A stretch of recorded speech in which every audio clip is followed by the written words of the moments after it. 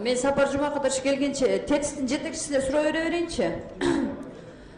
Учурда Бишкек ТЭЦинде канча Кытай тургуну иштейт, эмне жумуш аткарат жана канча мөөнөткө чейин кызмат кылат? Так, жакшы жооп берсеңиз.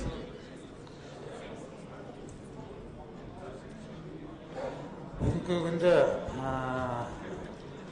в рамках проекта модернизации ТЭЦ города Бишкек находятся около 200 граждан Китайской Народной Республики, которые занимаются обучением нашего персонала согласно контракта, ну, а также их управление, то есть дирекция.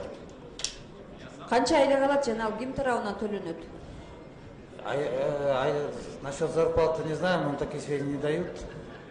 Ошо кытайлык адистердин Кыргызстанда жашоо турмушу ким тарабынан камсыздалат? Жашаган үйү, ичкен жеген тамагын ким төлөп берет? Эми силерде килейген стратегиялык объектте иштеп аткандан билишиңер керек да ошол Кытай каякта жашап атат, эмне ичип атат, эмне жеп атат, ким менен туруп атат, ким менен жүрүп атат деген маселе болуш керек да. Мен билбейм, андай сведения жок дейсиз. Бул проект башталып атканда ТЭЦтин четинден аларга жер бөлүндүргөн. Айрыга алар бир городок салышкан өзүнүн кишилерине, 1,5 миң кишиге.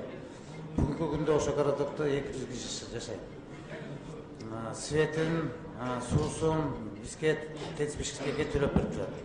Бирок ошо ар бир кызматкерди билесиңер кирип чыгып атканы. Ооба, ГКМБ менен согласовать. Коопсуз жагы күчтүү. Аларга өзүнчө атайын проходной ачылган 5 адам. Ошо менен кирет, ошо менен чыгат, ошо городокто.